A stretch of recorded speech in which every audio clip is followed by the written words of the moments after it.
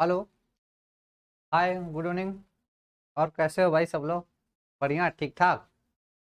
आज शाम को क्लास लगी है बड़े दिनों बाद ना। आज एंजॉय करेंगे हम लोग। ठीक है। आ जाओ भाई सब लोग लाइव। गुड गुड इवनिंग सभी को। गुड इवनिंग देखो, गुड मॉर्निंग कहने का आदत है, गुड इवनिंग कह रहे हैं ना। ठीक है भाई। आ जाओ सब लोग फटाफट लाइव। सभी को गुड गुड इवनिंग। ठीक है ना। नमस्कार।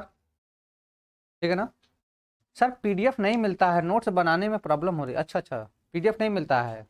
पीडीएफ मिलेगा भाई, पीडीएफ मिलेगा। आज सारा पीडीएफ अपलोड हो जाएगा फिजिक्स का। मैं शुभम सर, मेरा नाम शुभम पटेल। आप लोग को पढ़ाते हैं फिजिक्स सीयूटी में। ठीक है ना। ठीक है बेटा। सर एप्लीकेशन पर टेस्ट कब होगा बेटा? ठीक है, टेस्ट होगा। अभी हम सोच, मेरा जो पहला चैप्टर चल रहा है ना, ये चैप्टर खत्म हो जाने दो। जैसे मैं स्थिर वैद्युतिकी पढ़ा रहा हूँ तो इसमें सारे जितने यूनिट नंबर 1 के सारे टॉपिक कवर हो जाएंगे, तब होगा। जैसे चैप्टर वाइज टेस्ट होगा ना, थोड़ा सा क्वेश्चन बनाने में भी अच्छा लगेगा। अब एक आध दो टॉपिक पढ़ा के टेस्ट लेने में मजा नहीं आता है, रिदम नहीं आता है। हाँ, गुड इवनिंग सभी को। गुड गुड इवनिंग भाई। पीडीएफ मिलेगा, सभी को मिलेगा। दिव्यांशु सिंह जी, मैंने आपकी बात मान ली। आरजू गुड इवनिंग। विशाल सभी को गुड इवनिंग। विजय, राजा सभी को गुड इवनिंग। सभी को गुड इवनिंग भाई हमारी तरफ से। Good evening everyone. और सभी लोग ठीक ठाक हो?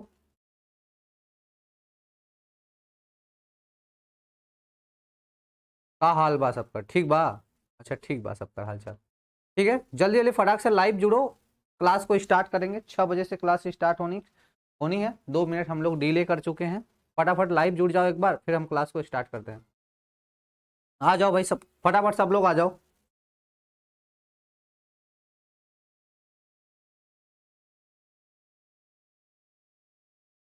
भवेश, विजय, रानी सभी को गुड इवनिंग भाई।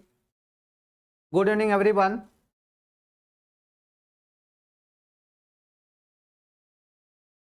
ठीक भाई, चलो आओ स्टार्ट करते हैं क्लास को।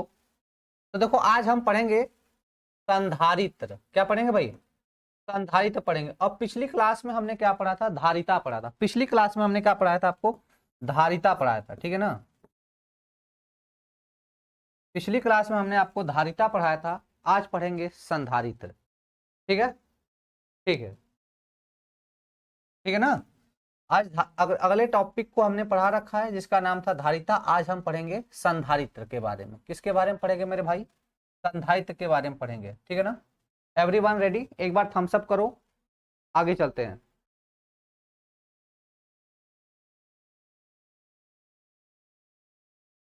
ठीक है ना। एक बार थम्स अप करो, फिर स्टार्ट करते हैं क्लास को। ठीक है।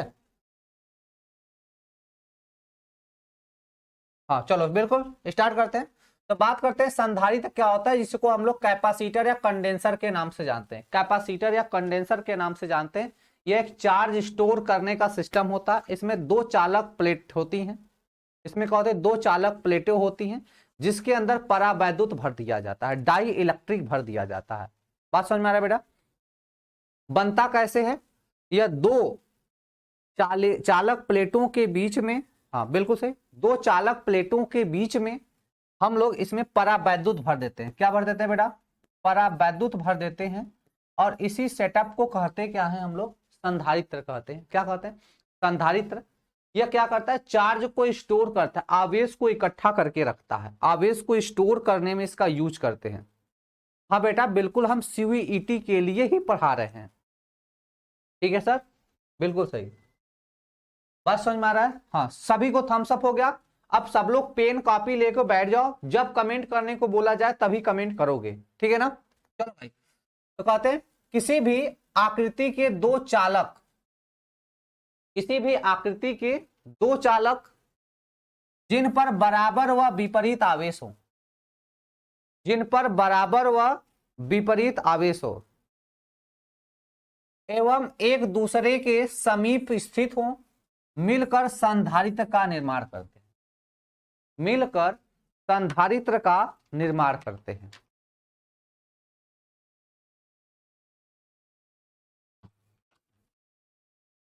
जी दिव्यांशु जी बिल्कुल सही।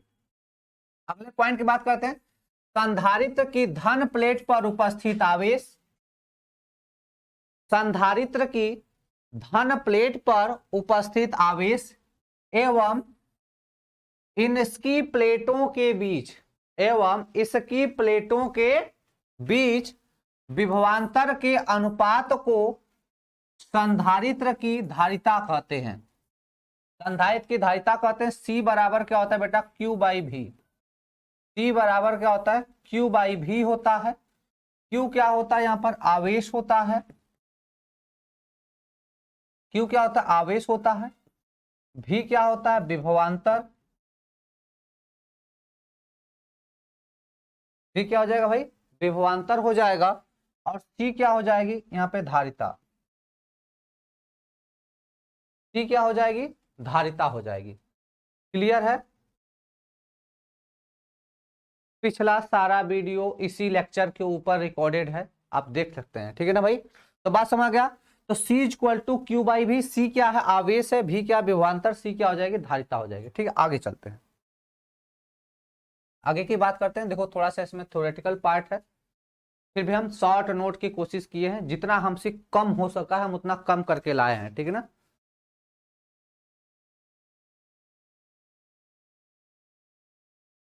ठीक है, कहते हैं जब एक संधारित्र की प्लेटों को एक बैटरी से जोड़ते हैं, जब एक संधारित्र की प्लेटों को एक बैटरी से जोड़ते हैं, थोड़ा सा जूम भी कर दें,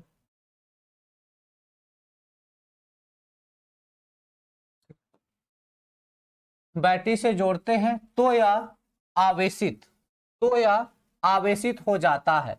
बैटरी के धन सिरे से जुड़ी प्लेट, बैटरी के धन सिरे से जुड़ी प्लेट धनावेशित एवं ऋण सिरे से जुड़ी प्लेट ऋण आवेशित हो जाती है। कहने का मतलब है कि जो बैटरी के धन सिरे से जुड़ेगा, जो पॉजिटिव से जुड़ेगा वो पॉजिटिव हो जाएगा, और जो निगेटिव से जुड़ेगा निगेटिव हो जाएगा, है ना। तो जिसको माइनस से जोड़ेंगे माइनस, जिसको प्लस से जोड़ेंगे वो प्लस, वो आवेशित हो जाएगी। संधारित्र के पूर्ण आवेशित होने पर, संधारित्र के पूर्ण आवेशित होने पर, जो फुल्ली चार्ज हो जाएगा, परिपथ में आवेश प्रवाह बंद हो जाता है। जब फुल्ली चार्ज हो जाएगा तो परिपथ में आवेश का प्रवाह बंद हो जाता है। जैसे कहने का मतलब है कि भाई हमारे पास यह क्या है, कोई संधारित्र है, कोई कैपेसिटर है। अब इसमें चार्ज जब स्टोर हो जाएगा तो इसमें आवेश प्रवाह क्या होगा, रुक जाता है। इसमें आवेश प्रवाह क्या होता है, रुक जाता है। इस स्थिति पर संधारित्र की प्लेटों के, इस स्थिति पर संधारित्र की प्लेटों के बीच विभवांतर बैटरी के सिरों पर विभवांतर भी के तुल्य हो जाता है। मतलब इस स्थिति में जो बैटरी पर विभवांतर होगा और जो संधारित्र में विभवांतर होगा, दोनों का विभवांतर क्या होता है, दोनों का जो विभव होता है आपस में बराबर हो जाता है। दोनों का जो पोटेंशियल है वो आपस में क्या होता है, बराबर हो जाता है। ठीक है, अगली पॉइंट की बात करते हैं। संधारित्र पर कुल आवेश सदैव, संधारित्र पर कुल आवेश सदैव शून्य होता है। टोटल चार्ज क्या होता है, जीरो होता है। टोटल चार्ज कितना होगा, जीरो होता है। परंतु हम कह सकते हैं कि जब संधारित्र की कह सकते हैं कि संधारित्र पर आवेश क्यू है, परंतु हम कह सकते हैं कि जब संधारित्र पर आवेश, ये थोड़ा सा मिसप्रिंट है ना। जब यहाँ पे क्या रहेगा, जब संधारित्र पर आवेश क्यू है तो इसका अर्थ है कि संधारित्र की प्रत्येक प्लेट, का अर्थ है कि संधारित्र की प्रत्येक प्लेट पर उपस्थित आवेश का परिमाण,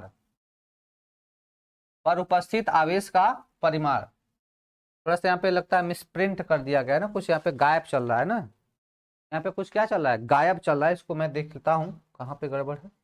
संधारित्र पर कुल आवेश सदैव क्या होता है, शून्य होता है। ठीक है ना, संधारित्र पर कुल आवेश क्या होगा, सदैव क्या होगा, शून्य होगा। अच्छा, परंतु यह हम कह सकते हैं जब नहीं रहेगा, है ना, जब यहाँ पे नहीं रहेगा। ठीक है,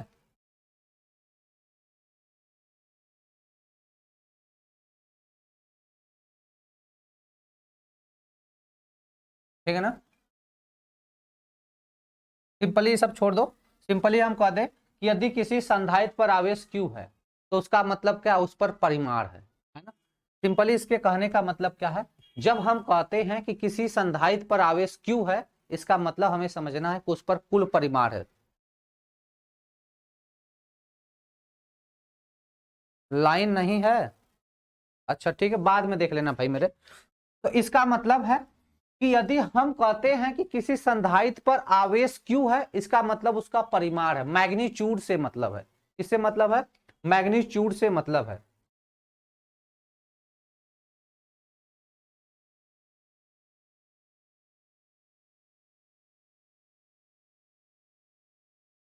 बेटा थियरी ना पढ़ाएं, थियरिया में थोड़ा सा कॉन्सेप्ट होता है, इसी थियरी में थोड़ा सा कॉन्सेप्ट होता है। थियरी में भी क्वेश्चन आते हैं, 5 क्वेश्चन थ्योरी से रहता है, ठीक है ना। मैं न्यूमेरिकल भी कराता हूं, ऐसी बात नहीं कि मैं न्यूमेरिकल नहीं कराता हूं भैया, 5 क्वेश्चन थ्योरी से भी आते हैं, आपको मैंने क्वेश्चन भी कराया है, ठीक है ना। अगला पॉइंट है, अगले पॉइंट की बात करते हैं भाई।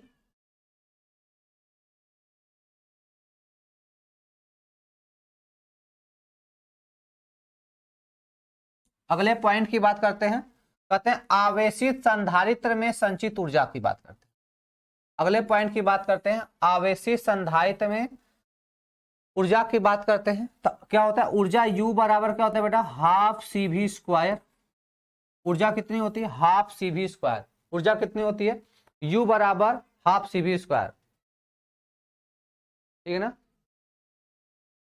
देखो कहते हैं जब संधारित्र को किसी वोल्टेज, जब संधारित्र को किसी वोल्टेज, मतलब समझो जैसे ये हमारे पास क्या है, कोई संधारित्र या प्लस आवेशित है या माइनस आवेशित है। अब इसी को हम किसी बैटरी से जोड़ देते हैं, इसको हम किसी क्या करते हैं, बैटरी से जोड़ देते हैं। यह संधारित्र है, 2 प्लेटों से मिलकर बनाता है, ठीक है ना। 2 प्लेटों से मिलकर बना, इसको हमने एक विभवांतर किसी वोल्टेज से स्रोत से आवेशित करते हैं, इसको किसी जोड़ देते हैं तो क्या होता है, आवेशित होता है। समझो यह संधारित्र है, 2 प्लेटों से मिलकर बना होता है, एक पर पॉजिटिव दूसरे पर नेगेटिव, समान चार्ज होता है, मैग्नीट्यूड सेम रहता है। जब इसको किसी हम विभवांतर से जोड़ते हैं, किसी स्रोत से जोड़ देते हैं, ठीक है ना। तो जब किसी स्रोत से जोड़ देते हैं तो जो प्लस होता है वो पॉजिटिव से जुड़ा रहता है, जो माइनस होता है वह माइनस से जुड़ा होता है, ठीक है। तो आवेशित करते हैं तो यह अपनी प्लेटों के बीच उपस्थित, तो यह अपनी प्लेटों के बीच उपस्थित माध्यम में विद्युत ऊर्जा का संचय कर लेता है। माध्यम में विद्युत ऊर्जा का क्या करता है, संचय कर लेता है, मतलब स्थानांतरण कर लेता है। यदि C क्या हो, संधारित्र की धारिता हो, यदि C क्या हो, संधारित्र की धारिता हो, और U क्या हो, ऊर्जा हो, और V क्या हो, विभवांतर हो, तो यहां पर संचित ऊर्जा कितना होगा, U बराबर हाफ CV स्क्वायर। संचित ऊर्जा कितनी होगी, U बराबर हाफ CV स्क्वायर होगी। बात समझ में आ रहा है, चलो आगे देखते हैं। बेटा थोड़ा सा थ्योरी पढ़ लो, ज्यादा समय नहीं लगेगा, थ्योरी पढ़ने में बहुत ज्यादा समय नहीं लगेगा, लेकिन काम की चीजें हैं। अगर थ्योरी बेकार रहती तो मैं खुदा ना पढ़ाता, ठीक है ना। बट क्वेश्चन थ्योरेटिकल आते हैं CUT में, इसलिए मैं करा रहा हूं, क्योंकि मुझे नहीं पता है ना कि सभी लोग इंटर में अच्छे से पढ़ के आते हो, ठीक है ना। मुझे नहीं पता है कि इंटर में सब लोग अच्छे से पढ़ के आओ। सर जी ये बिल्कुल, ये फर्स्ट पार्ट है, ठीक है ना, फर्स्ट पार्ट है, ठीक है ना। आ जाओ अगले पॉइंट की बात करते हैं। धारिताएं, Q बराबर संधारित्र पर आवेश, Q बराबर क्या है, संधारित्र पर आवेश है, V बराबर संधारित्र की प्लेटों के बीच विभवांतर है। तो संधारित्र में संचित ऊर्जा कितना होगा, U बराबर हाफ CV स्क्वायर। U बराबर कितना हो जाएगा बेटा, half CV square, half CV square. अब देखो C बराबर क्या होता है, Q बाई V। C बराबर क्या होता है, Q बाई V होता है। ऊर्जा घनत्व को E से दिखाते हैं बेटा, ऊर्जा घनत्व को E से दिखाते हैं, ठीक है ना, उसको भी बता देंगे। तो देखो C बराबर क्या होता है, Q बाई V होता है। तो U इक्वल टू क्या है, हाफ CV स्क्वायर है। U इक्वल टू क्या है, हाफ CV स्क्वायर, तो U इक्वल टू 1/2, और C का मान रख देते हैं Q by V into V square, एक V से V कट जाएगा, तो U बराबर कितना हो जाएगा, हाफ QV। कितना हो जाएगा बेटा, हाफ QV हो जाएगा, ठीक है ना। बात समझ में आ रहा है,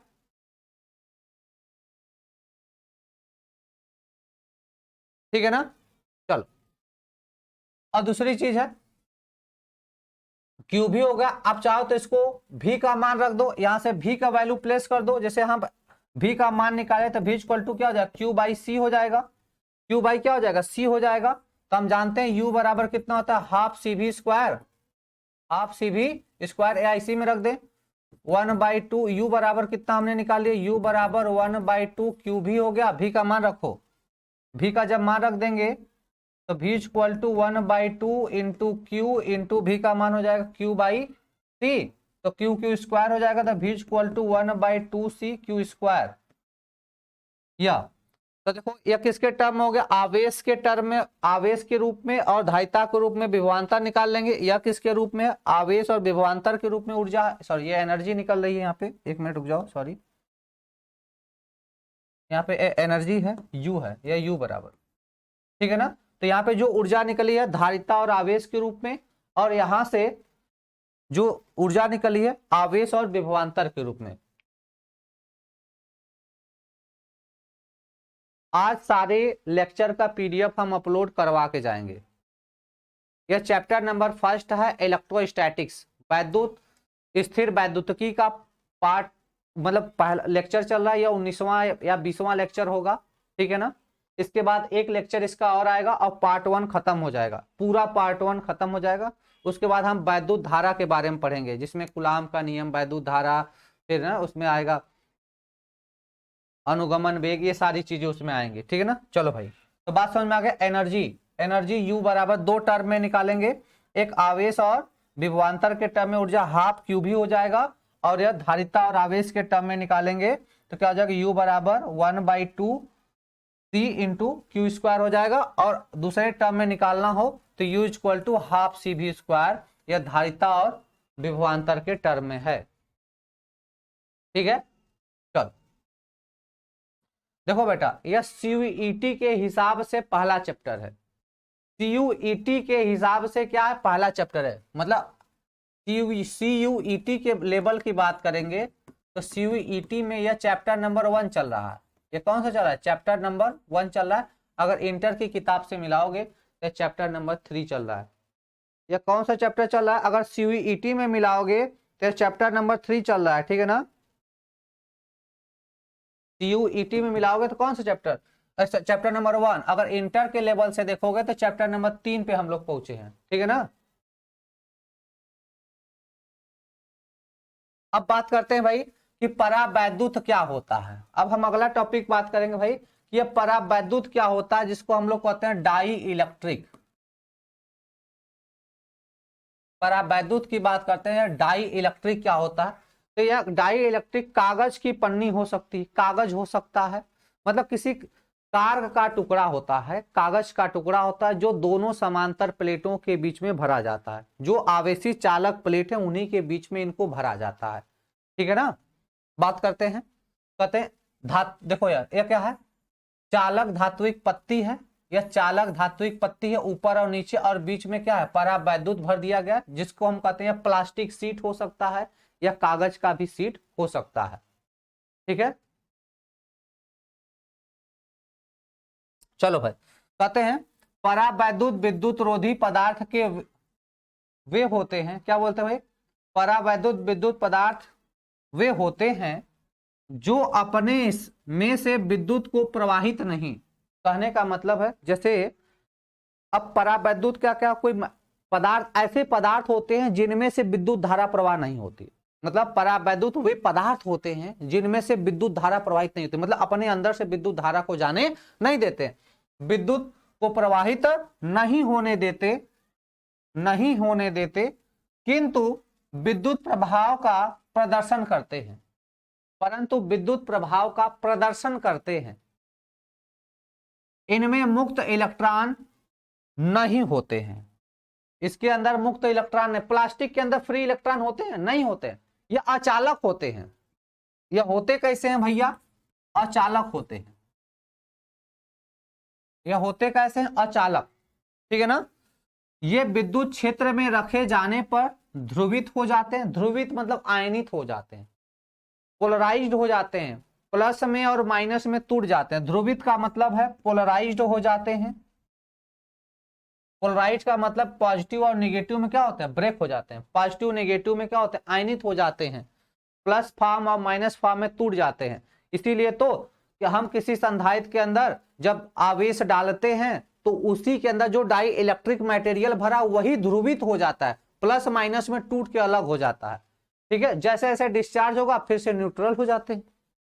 ठीक है, ध्रुवित हो जाते हैं। परावैद्युत दो प्रकार के होते हैं। परावैद्युत कितने प्रकार के होते हैं भाई, दो प्रकार के, एक ध्रुवी परावैद्युत, दूसरा अध्रुवी परावैद्युत। समझो, कहने का मतलब है कि जैसे हमारे पास यह एक प्लेट है, यह प्लस आवेशित होता है, और एक प्लेट है जो क्या है, माइनस आवेशित है। इन्हीं के बीच में डाई इलेक्ट्रिक भर दिया जाता है। यही क्या भरा जाता है बेटा, डाई इलेक्ट्रिक भरा जाता है। इन्हीं के बीच में क्या भर दिया जाता है, डाई इलेक्ट्रिक भर दिया जाता है। और यह इलेक्ट्रिक फील्ड में, या इलेक्ट्रिक करंट के प्रेजेंट में, किसके प्रेजेंट में भैया, इलेक्ट्रिक करंट के प्रेजेंट में क्या होते हैं, पोलराइज्ड हो जाते हैं। क्या होते हैं, पोलराइज्ड हो जाते हैं। पोलराइज्ड होने का मतलब है पॉजिटिव आयन और नेगेटिव आयन में क्या होते हैं, पोलराइज्ड हो जाते हैं, मतलब प्लस और माइनस में टूट जाते हैं, और चार्ज स्टोर हो जाता है। चार्ज क्या होता है, स्टोर हो जाता है। ठीक है ना। चलो, दो प्रकार के होते हैं, जैसा मैंने बताया कि भाई यह कितने डाई इलेक्ट्रिक कितने प्रकार के, दो प्रकार के। पहला होता है ध्रुवी परावैद्युत, और दूसरा होता है अध्रुवी परावैद्युत। इसको बोलते हैं polar dielectric, polar dielectric, और इसको बोलते हैं नॉन पोलर डाई इलेक्ट्रिक। ठीक है ना, पोलर डाई इलेक्ट्रिक और नॉन पोलर डाई इलेक्ट्रिक दो टाइप का होता है। एक क्या होता है,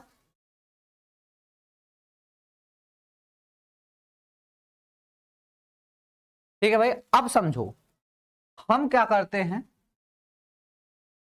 इन दोनों को अलग अलग पढ़ेंगे। तो जो ध्रुवी होते हैं, जो ध्रुवी होते हैं, या इलेक्ट्रिक फील्ड में मतलब विद्युत धारा प्रवाहित करने पर ये प्लस माइनस में आयनाइज हो जाते हैं, प्लस माइनस में आयनाइज हो जाते हैं, और ये वाले आयोनाइज नहीं होते। ठीक है, आगे देखेंगे।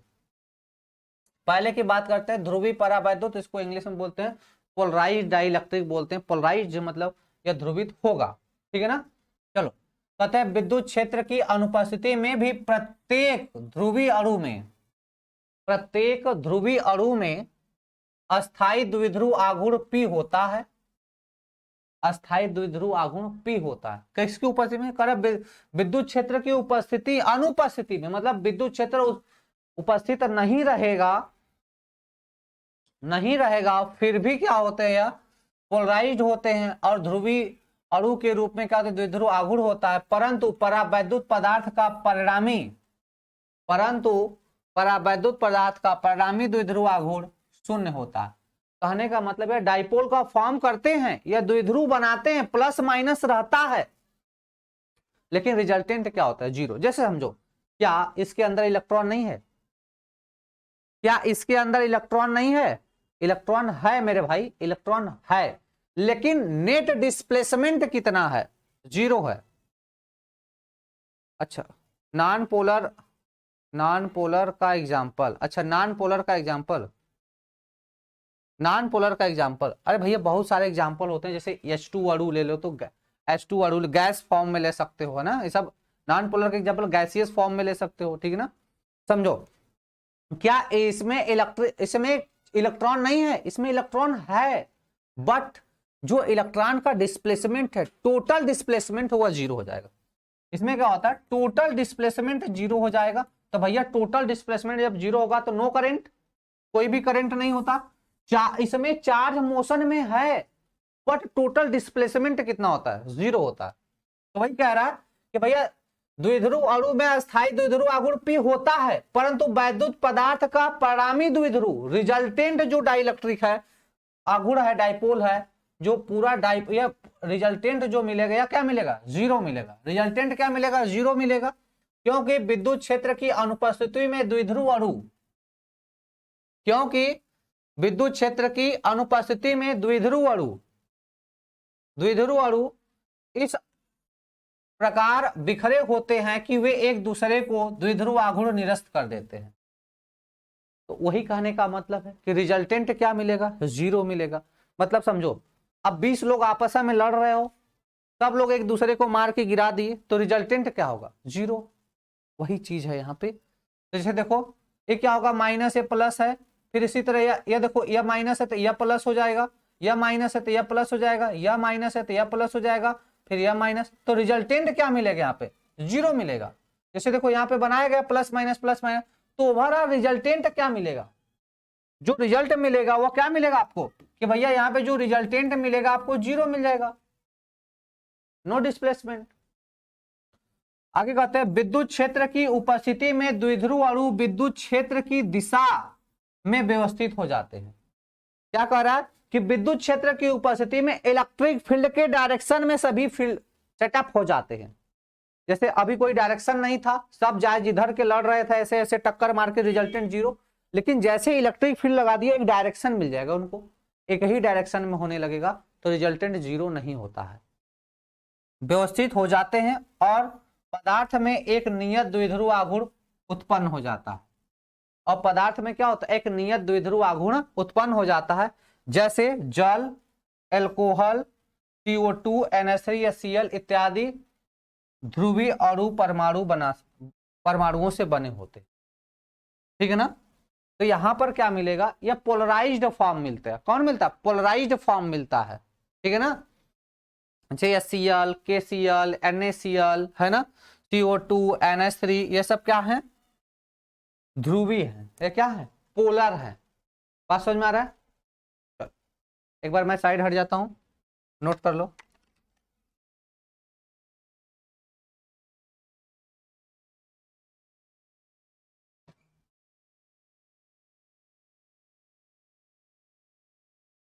ठीक है भाई, चलो आगे चलते हैं।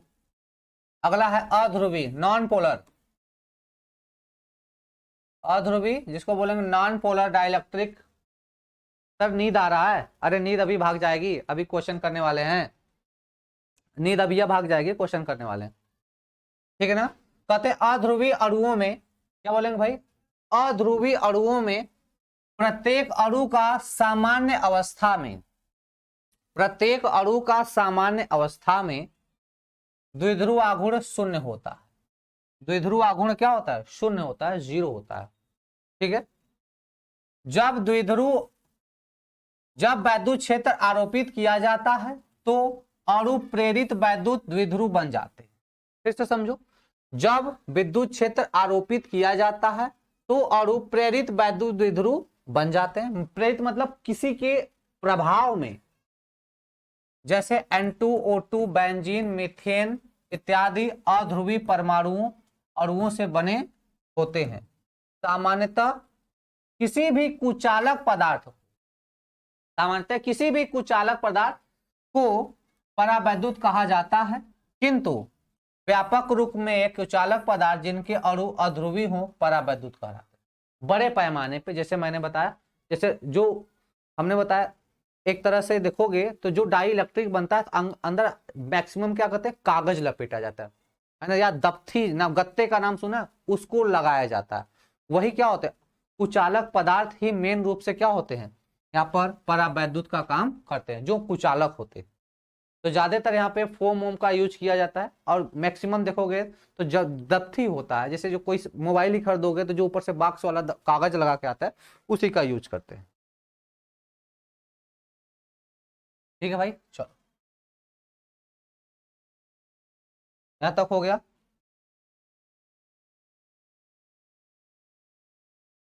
तो सर नींद आ रहा है, और कुछ मेरे भाई, नींद आ रहा है इसको, और कोई है जिसको नींद आ रहा है।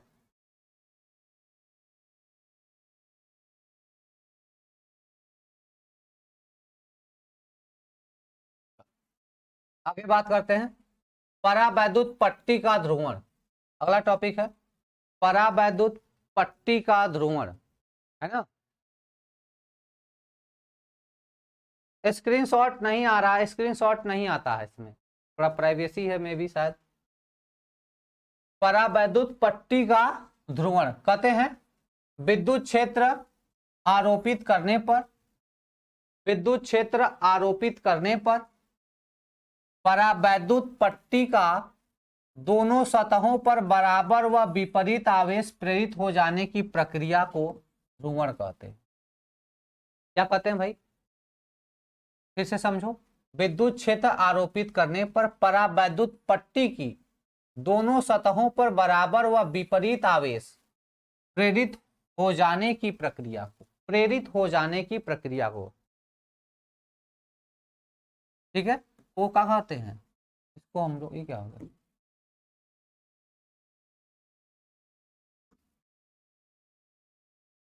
ठीक है ना, इसको क्या कहते हैं भाई, ध्रुवण कहते हैं। ध्रुवण का मतलब है बेटा, समझो, यह हमारे पास पॉजिटिव प्लेट है, यह हमारे पास निगेटिव प्लेट है। हमने बताया इसके अंदर एक डाई इलेक्ट्रिक भरा है, एक कुचालक पदार्थ भरा, इसके अंदर क्या भरा है, इसके अंदर एक कुचालक पदार्थ भर दिया गया। क्या भर दिया गया, कुचालक पदार्थ भर दिया गया। क्लियर है। अब जब हम इसमें इलेक्ट्रिक फील्ड वैद्युत क्षेत्र लगाएंगे, इसमें क्या लगा देंगे, वैद्युत क्षेत्र लगा देंगे, तो कह रहा है कि इनका विपरीत आवेशित होना है ना। अब देखो जैसे इसमें क्या है, प्लस माइनस दोनों है, प्लस माइनस दोनों है इसमें, plus minus plus minus plus minus, यह क्या उदासीनता बनी है, इसमें क्या है, उदासीनता बनी है, ठीक है। तो अब इस इलेक्ट्रिक फील्ड के कारण इनका ध्रुवित हो जाना, एक दूसरे से विपरीत आवेशित हो जाना, जैसे ये प्लस है तो इधर माइनस आ जाना, इधर माइनस है तो इधर प्लस आ जाना, क्या कहलाता है, ध्रुवण कहलाता है। इसी को क्या कहते हैं, ध्रुवण कहते हैं। आगे, प्लेटों के मध्य में परावैद्युत माध्यम की उपस्थिति में, क्या बोलेंगे भाई, प्लेटों के मध्य में परावैद्युत माध्यम की उपस्थिति में विद्युत क्षेत्र ई डैश बराबर ई और बराबर क्या होगा, ई आई। अब ई डैश क्या है समझो, जैसे एक इस इलेक्ट्रिक फील्ड के अंदर ई है और एक बाहर से इलेक्ट्रिक फील्ड ई लगाया गया है और एक अंदर से ई लगा है, जिसको हम ई डैश बोलेंगे, ठीक है। और टोटल क्या है, इंटरनल, और जो इंटरनल इलेक्ट्रिक फील्ड है उसके बराबर हो जाएगा। मतलब तीनों उस कंडीशन में क्या होंगे, आपस में बराबर। यहाँ ई बराबर मुख्य विद्युत क्षेत्र, ई आई बराबर प्रेरित वैद्युत क्षेत्र है, ठीक है। थोड़ा थ्योरेटिकल चीजें हैं, इसको थोड़ा समझ लो फिर क्वेश्चन करेंगे, ठीक है। नींद उद मत लगाओ, ठीक है ना, मुंह धुल लो एक बार। अगला है, यदि ई बराबर क्या हो, मुख्य आरोपित विद्युत क्षेत्र एवं ई डैश बराबर परिणामी वैद्युत क्षेत्र है। ई क्या है, मुख्य आरोपित जो वैद्युत क्षेत्र लगाया गया है, और ई डैश क्या है, परिणामी वैद्युत क्षेत्र है। पट्टिकाओं को रखते हैं, क्या करते हैं, पट्टिका को रखते हैं, तब E upon E dash is equal to K होता है। यह बहुत इंपॉर्टेंट है, ई अपान ई डैश। ई क्या है, मुख्य मतलब प्रेरित जो वैद्युत क्षेत्र लगाया गया बटे परिणामी वैद्युत क्षेत्र बराबर के, यहाँ के क्या है, परावैद्युतांक है, इसी को क्या कहते हैं, परावैद्युतांक कहते हैं, ठीक है। चल, तो यहां से क्या होगा, E upon E dash is equal to हो जाएगा, E upon E dash is equal to प्लेटों के मध्य वायु की उपस्थिति में वैद्युत क्षेत्र बटे प्लेटों के मध्य माध्यम की उपस्थिति में, माध्यम की उपस्थिति में या उपस्थिति में विद्युत क्षेत्र बराबर के, ई अपान ई डैश सीधे सीधे मतलब लगाया गया वैद्युत क्षेत्र बटे परिणामी वैद्युत क्षेत्र को क्या कहते हैं, परावैद्युतांक के कहते हैं। क्या कहते हैं, परावैद्युतांक के कहते हैं। नहीं, मेरी क्लास सुबह ही चलेगी, केवल 5 दिनों के लिए, शाम को है, केवल 5 दिन के लिए। तीसरा, के को पदार्थ की आपेक्षिक विद्युतशीलता या विशिष्ट प्रेरणी, क्या बोलेंगे, के को पदार्थ की आपेक्षिक विद्युतशीलता या विशिष्ट प्रेरणीय धारिता भी कहते हैं। मतलब इसको कहते हैं SIC भी कहते हैं, स्पेसिफिक इंडक्टेंस कैपेसिटेंस भी कहते हैं, ठीक है ना। क्या बोलते हैं भाई, स्पेसिफिक इंडक्टिव कैपेसिटेंस कहते हैं इसको, SIC शॉर्ट फॉर्म में, specific inductive capacitance, SIC short form में बोलते हैं। शॉर्ट फॉर्म में क्या बोलेंगे, SIC, ठीक है भाई। अगला है परावैद्युत भंजन एवं परावैद्युत सामर्थ्य की बात।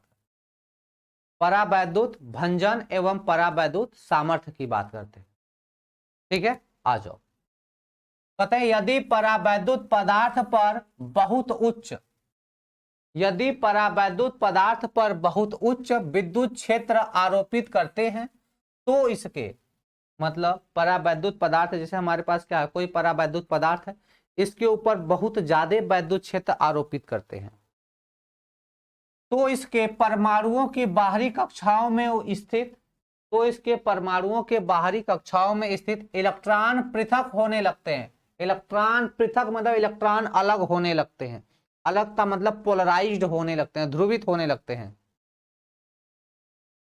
तब परावैद्युत पदार्थ चालक बन जाता है। तब परावैद्युत पदार्थ क्या होता है, चालक बन जाता है। क्यों चालक बन जाता है, क्योंकि उसके बाहरी इलेक्ट्रॉन निकलने लगते हैं। तो जब इलेक्ट्रॉन निकलेगा तो इलेक्ट्रॉन फ्री हो जाएगा। जब इलेक्ट्रॉन फ्री हो जाएगा तो उसे ही हम लोग क्या कहते हैं भाई, जब इलेक्ट्रॉन फ्री हो गया तो वही क्या करेगा, चालक का काम करने लगेगा। फ्री इलेक्ट्रॉन ही चालक का काम करते हैं। क्लियर है मेरे भाई? तो इलेक्ट्रॉन यहां से फ्री हो जाएंगे तो किसका काम करेंगे, चालक का काम करेंगे। ठीक है, इस घटना को परावैद्युत भंजन कहते हैं। इस घटना को क्या कहते हैं, परावैद्युत भंजन कहते हैं। परावैद्युत भंजन का मतलब है कि किसी पदार्थ के ऊपर बहुत ज्यादा वैद्युत क्षेत्र लगाने से वह चालक की तरह काम करने लगता है। वह किसकी तरह, वह चालक की तरह काम करने लगता है। बात समझ में आ गया? चलो, कहते हैं विद्युत क्षेत्र या विभव प्रवणता, विद्युत क्षेत्र या विभव प्रवणता के उस अधिकतम मान को जिसे परावैद्युत माध्यम, जिसे परावैद्युत माध्यम बिना भंजन के सहन कर सकते हैं, परावैद्युत पदार्थ की वैद्युत सामर्थ्य कहलाता है। क्या कहलाता है, वैद्युत सामर्थ्य। बहुत इंपॉर्टेंट है, समझो। विद्युत क्षेत्र या विभव प्रवणता के उस अधिकतम मान को, कहने का मतलब है कि परावैद्युत जितना वैद्युत क्षेत्र सहन कर लेता है बिना पोलराइज्ड हुए, उसे ही क्या बोलते हैं, उसकी क्षमता बोलते हैं।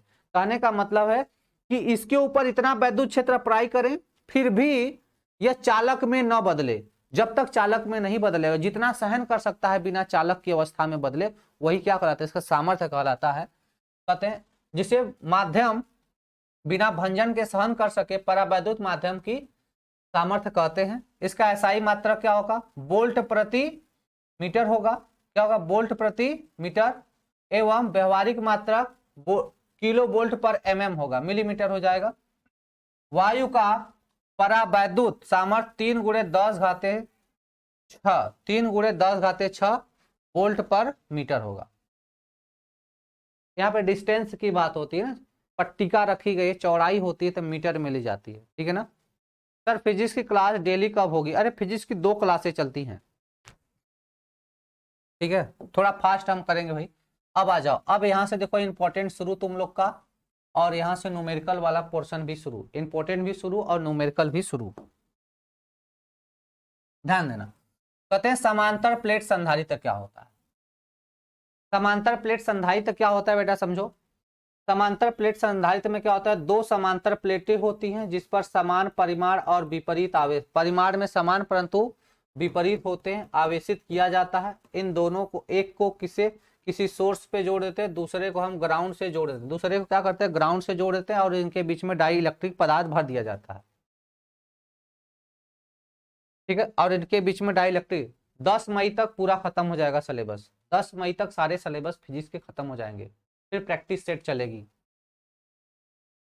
ठीक है भाई, तो इसको, इस सेटअप को क्या बोलते हैं, समांतर प्लेट संधारित्र बोलते हैं। इसको क्या बोलते हैं, समांतर प्लेट संधारित्र बोलते हैं। ठीक है, कहते हैं इसमें अल्प दूरी पर स्थित 2 समांतर धात्विक प्लेटें वृत्ताकार हो सकती हैं, आयताकार हो सकती हैं और वर्गाकार भी हो सकती है। अलग अलग आकार के हो सकते हैं, ऐसे हो सकती हैं, आयताकार भी हो सकती हैं, इस तरीके से भी हो सकती हैं, आकार कुछ भी हो सकता है। यदि ए बराबर दोनों प्लेटों के मध्य प्रभावी क्षेत्रफल है, इनके बीच का क्षेत्रफल कितना मान लिया जाए बेटा, ए मान लिया जाए। इनके बीच का जो क्षेत्रफल है कितना मान लिया जाए, ए मान लिया जाए। तो प्लेटों के मध्य विद्युत क्षेत्र कितना होगा, ई बराबर सिग्मा अपान एप्सिलॉन नॉट। ई बराबर क्या हो जाएगा, सिग्मा अपान एप्सिलॉन नॉट। अब समझो, अब दूसरी चीज है, हम लोग यहाँ पे किसकी बात करेंगे भाई, पृष्ठ आवेश घनत्व की बात करें, पृष्ठ आवेश घनत्व। क्योंकि अब प्लेट है, प्लेट के पास क्या होगा, प्लेट के पास होगा क्षेत्रफल, तो क्षेत्रफल होगा तो हम क्या निकालेंगे, पृष्ठ आवेश घनत्व निकालेंगे। क्या निकालेंगे भैया, पृष्ठ आवेश घनत्व निकालेंगे। अब पृष्ठ आवेश घनत्व क्या होता है, सिग्मा बराबर क्या होता है, क्यू बाई ए होता है। सिग्मा बराबर क्या होता है, क्यू बाई ए होता है। ए क्या होता है, एकांक क्षेत्रफल, और क्यू क्या हो जाएगा, आवेश हो जाएगा। क्यू क्या हो जाएगा, आवेश हो जाएगा। मतलब एकांक क्षेत्रफल पर उपस्थित आवेश क्या कहलाता है, पृष्ठ आवेश घनत्व कहलाता है। क्या कहलाता है बेटा, पृष्ठ आवेश घनत्व। तो सिग्मा बराबर क्यू बाई ए, ध्यान देना, तो सिग्मा बराबर क्या, सिग्मा अपान एप्सिलॉन नॉट होता है।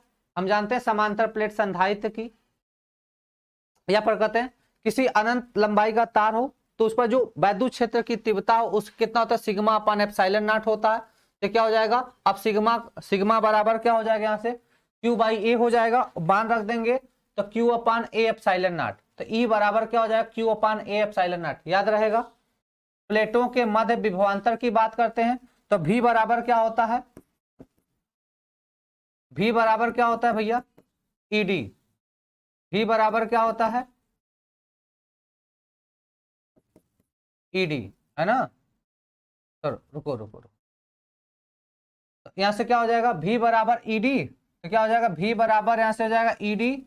और देखो ई का मान कितना निकाल दिया हम लोग, तो ये सिग्मा अपान एप्सिलॉन नॉट, और डी को ऐसे ही रहने दो, तो sigma D upon epsilon not. क्या हो जाएगा, sigma D upon epsilon not, ठीक है।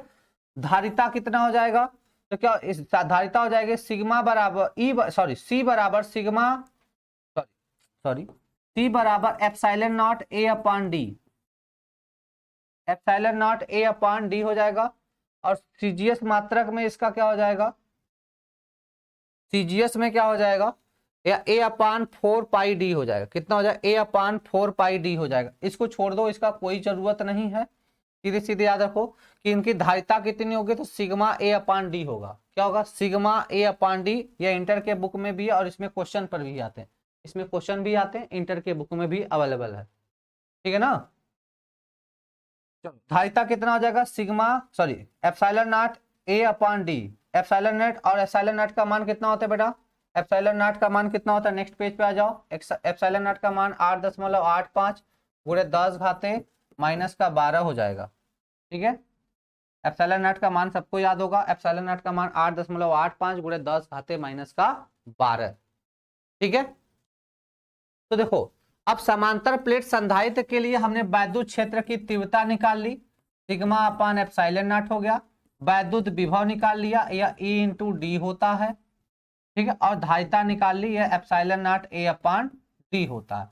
इसको और अच्छे सॉल्व करेंगे तो यह क्या हो जाएगा, Q by A epsilon not हो जाएगा। यह क्या हो जाएगा, sigma D upon epsilon not हो जाएगा, और यह यही रहेगा, ठीक है। यहां तक हो गया। अब चाहो तो इसके टॉप में भी यहाँ पे एप्सिलॉन नॉट ये सब की वैल्यू प्लेस कर सकते हो, जैसा जरूरत है कि अकॉर्डिंग टू दिस क्वेश्चन हम लोग सॉल्व करेंगे, ठीक है ना। क्वेश्चन के अकॉर्डिंग इसको हम लोग एक्सचेंज कर सकते हैं। अब समझो, यदि प्लेटों के मध्य माध्यम के परावर्तांक माध्यम पूर्णतः भर दिया जाए, है ना। अब क्या कह रहा है कि भाई जो समांतर प्लेट संधारित्र इसके पहले हम बनाए हैं, ये जो हमने समांतर प्लेट संधारित्र बनाया है,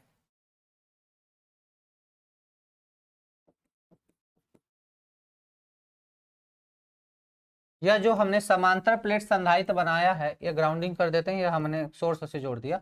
अब इन्हीं के बीच में एक टी मोटाई का, इन्हीं के बीच में एक टी मोटाई का माध्यम भर दिए जिसका परावर्तांक k है। बात समझ में आ रहा है कि नहीं। इन्हीं समांतर प्लेट संधारित्र के बीच में एक परावैद्युत माध्यम भर दिए जिसका परावर्तांक कितना है, k है, और इसकी मोटाई कितना है, टी मोटाई का भर दिया जाए, तब कितना होगा इलेक्ट्रिक फील्ड, विभवांतर, धारिता, ये कितनी हो जाएगी, जरा ध्यान देना। कहते हैं भर दिया जाए तो पूर्णतः धारिता k गुना हो जाती है। धारिता कितनी हो जाती है, k गुना हो जाती है। मतलब जितना भरोगे उसी, जैसे 2 गुना या के बराबर 2, परावर्तांक कितना 2 हो तो 2 एप्सिलॉन नॉट ए अपॉन डी हो जाएगा। तो ये क्या कह रहा है, के गुना हो जाएगी। यह लाइन बहुत इंपॉर्टेंट है। कितना हो जाएगा बेटा, के गुना हो जाएगा। धारिता क्या कर रहा है, के गुना हो जाएगा। जितना परावर्तांक का भरोगे उसी का गुणा हो जाएगा। तो सी डैश बराबर क्या हो जाएगा, सी बराबर क्या हो जाएगा, डैश वैश नहीं, कुछ नहीं यहाँ पे रहेगा। सी बराबर क्या हो जाएगा, के एप्सिलॉन नॉट ए अपॉन डी। तो यहां से अगर हम लोग किसी दूसरे के धारिता निकालें तो यहाँ पे जैसे दो टर्म में अगर हम धारिता निकालें, जैसे हमने कह दिया कि सी बराबर क्या होता है, एप्सिलॉन नॉट ए अपॉन डी। यह सी बराबर होता है, क्लियर है। यह किसके लिए, समांतर प्लेट संधारित्र के लिए। यह किसके लिए है, समांतर प्लेट संधारित्र के लिए। अब के माध्यम वाला हो जाए, के परावर्तांक वाला।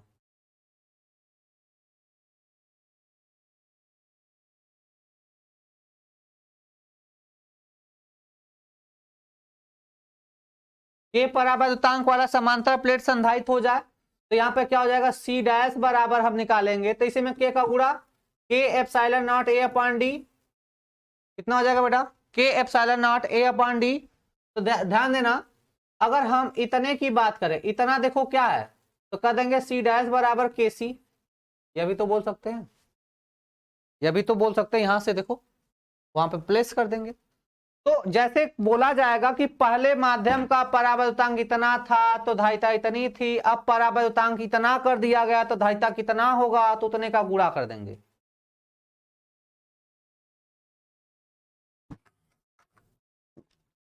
ठीक है भाई, आ जाओ।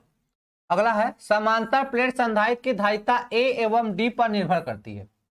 बिल्कुल सही। देखो ए के समानुपाती होगा, डी के व्युत्क्रमानुपाती होगा। ए के क्या होगा, समानुपाती होगा, डी के व्युत्क्रमानुपाती। धारिता क्षेत्रफल के समानुपाती, क्षेत्रफल बढ़ाने पर धारिता बढ़ेगी, लेकिन प्लेटों के बीच की दूरी बढ़ाने पर, प्लेटों के बीच की दूरी बढ़ाने पर धारिता घटेगी। And C inversely proportional to D. इसका मान प्लेटों पर आवेश और विभवांतर पर निर्भर नहीं करता। इसका मान क्या करे, इसका मान प्लेटों पर आवेश, कितना आवेश दिए कोनो फर्क नहीं पड़ेगा, कितना विभवांतर है कोई फर्क नहीं, केवल डिपेंड करेगा, केवल और केवल डिपेंड करेगा तो क्षेत्रफल पर। किस पर भैया, क्षेत्रफल पर। क्षेत्रफल बढ़ाने पर, क्षेत्रफल बढ़ाने पर क्या होगा, धारिता बढ़ेगी। एक मिनट रुक जाओ। हाँ सर, हाँ सर बोला। हाँ हाँ सर, हाँ सर, हाँ ठीक है सर, कोई अर्जेंट हो तो बोलिए। ठीक, ओके सर। ठीक है बेटा, देखो तो सी प्रोपोर्शनल टू ए मतलब क्षेत्रफल बढ़ाने पर क्या होगा, धारिता बढ़ेगी। और इनवर्सली प्रोपोर्शनल टू डिस्टेंस मतलब प्लेटों के बीच की दूरी। यह क्या है, प्लेटों के बीच की दूरी है। डी क्या है, प्लेटों के बीच की दूरी। ठीक है भाई, अगर प्लेटों के बीच की दूरी बढ़ा देंगे तो भाग दोगे मेरे भैया, इसमें भाग दोगे तो जितना बड़ा से भाग दोगे उतना ना छोटा है, ऊपर का कांस्टेंट है यार। जब कांस्टेंट है तो नीचे जितना बड़ा उतना ही छोटा वैल्यू आएगा। तो यहां से सी क्या होगा, घटेगा। कब, जब डी बढ़ेगा। और इसमें क्षेत्रफल बढ़ाओगे तो सी भी क्या होगा, बढ़ेगा। बेटा आज क्लास 6 बजे स्टार्ट हुई है। वैसे मेरी क्लास मॉर्निंग में रहती है, लेकिन 5 डेज के लिए मेरी टाइम टेबल चेंज हो गई है। थोड़ा मुझे काम है, इसलिए शाम को क्लास होगी। ठीक है, अगला है, यदि प्लेटों के मध्य परावैद्युत माध्यम आंशिक रूप से भरा जाए। यदि प्लेटों के मध्य परावैद्युत माध्यम आंशिक रूप से भरा जाए तो सी डैश बराबर क्या होगा, एप्सिलॉन नॉट ए upon D minus T plus T upon के। आंशिक रूप से भरा जाए तब टी मोटाई का भर दिया गया। कितने मोटाई का, टी मोटाई का भर दिया गया और उसका माध्यम कितना है, के। कितने मोटाई का भर दिया गया, टी मोटाई का, और उसके बीच का माध्यम कितना है, के है। तब यहाँ पर संधारित्र की जो धारिता हो जाएगी कितनी हो जाएगी, तो यह हो जाएगा epsilon naught A upon D minus T plus T by के। और ई वाला बहुत इंपॉर्टेंट है, खतरनाक सवाल इस पर आता है, ई वाला बहुत खतरनाक सवाल इस पर आता है भैया, सवाल भी करेंगे, सवाल इस पर बहुत ही डेंजर आता है ना, कॉम्प्लिकेटेड क्वेश्चन आते हैं, लेकिन हम पढ़ेंगे। थोड़ा ठंडा लग रहा है, एसी थोड़ा कम कर दें तो बात करते हैं।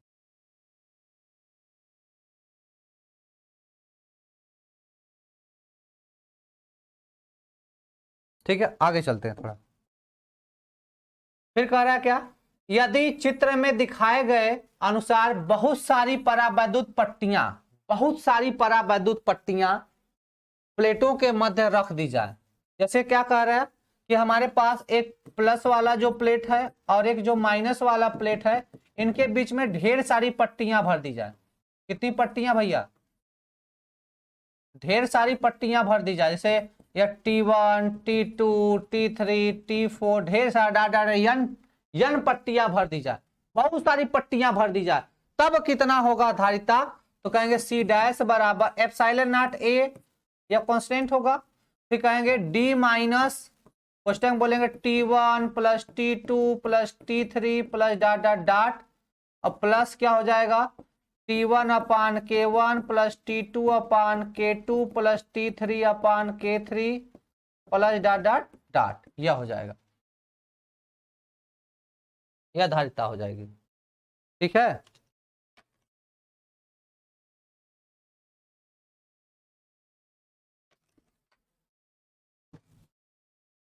समझ में आया भाई। फिर कह रहा है क्या, यदि प्लेटों के मध्य एक धात्विक पट्टी रखी जाए, प्लेटों के मध्य एक धातु की पट्टी रख दी जाए। अब क्या कर रहा है, जैसे इन प्लेटों के मध्य क्या कर दिया जाए, एक धातु की पट्टी रख दी जाए। ये जो पट्टी रखी जाए किसकी रख दी जाए, धातु की पट्टी रख दी जाए, तब यहाँ पे धारिता क्या होगी, तब धारिता हो जाएगी सिग्मा सॉरी एप्सिलॉन नॉट ए अपान डी माइनस टी हो जाएगा। अगर टी मोटाई का रख दिया जाए तब, कितनी मोटाई का रख दिया जाए, टी मोटाई का, धातु की पट्टी रख दी जाए। तो कैसे क्यों बोलेंगे डी माइनस टी क्यों होगा, क्योंकि यह खुद आवेशित हो जाएगा, खुद चार्ज हो जाएगा, क्योंकि धातु का पट्टी है, इसलिए क्या होगा, केवल डी माइनस टी होगा। ठीक है, यहां तक चीजें समझ में आ गई, बोलो भाई यहां तक की चीजें समझ में आ गई सबको। अगला पॉइंट, अगला पॉइंट कहते हैं धात्विक पट्टी यदि धात्विक पट्टी प्लेटों के मध्य संपूर्ण स्थान घेर ले, यदि धात्विक पट्टी जो है प्लेटों के मध्य संपूर्ण स्थान, मतलब इनके बीच में, जैसे समझो यह हमारे पास एक प्लेट है और एक माइनस वाला प्लेट है, और इनके बीच में जो धात्विक पट्टी रखी जाए पूरा का पूरा स्थान घेर ले, पूरा का पूरा स्थान घेर ले, कवर कर ले, पूरा स्थान क्या करे, घेर ले, अर्थात d बराबर t, जैसे यहां से लेकर यहां तक का डिस्टेंस हुआ d है और इसको हम t मानते हैं, तो कह दे दोनों आपस में बराबर हो जाए, जो डिस्टेंस है वो dt बराबर हो जाए। दोनों प्लेटों को, तब क्या बोलेंगे भाई, दोनों प्लेटों को एक धात्विक तार द्वारा, दोनों प्लेटों को एक धात्विक तार द्वारा आपस में जोड़ दें तो धारिता अनंत हो जाती है। याद रखना, धारिता कितनी हो जाती है, अनंत, इनफाइनाइट हो जाती है। यहाँ पे C बराबर कितना हो जाएगा, इनफाइनाइट, धारिता यहाँ पे कितनी हो जाएगी, अनंत हो जाएगी। धारिता कितनी हो जाएगी भाई, अनंत हो जाएगी, इनफाइनाइट हो जाएगी। अगली पॉइंट है ऊर्जा घनत्व की बात करते हैं। किसकी बात करेंगे, ऊर्जा घनत्व, एनर्जी डेंसिटी।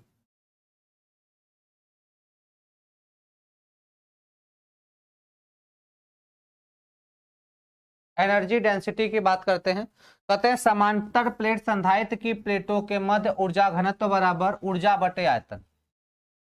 क्या होगा, ऊर्जा बटे आयतन को क्या बोलते हैं, ऊर्जा घनत्व। क्या बोलेंगे भाई, ऊर्जा बटे आयतन को ऊर्जा घनत्व। तो कितना होता है ऊर्जा घनत्व, तो बोलते हैं 1/2 एप्सिलॉन नॉट ई स्क्वायर। कितना होता है, 1/2 एप्सिलॉन नॉट ई स्क्वायर होता है। ठीक है ना, ऊर्जा घनत्व याद रहेगा। ऊर्जा घनत्व को स्मॉल ई से दिखाते हैं या यू ई से भी दिखाते हैं, 1/2 ε0 E²। कितना हो जाएगा? 1/2 ε0 E² हो जाएगा। इंपॉर्टेंट है यह भी, ठीक है।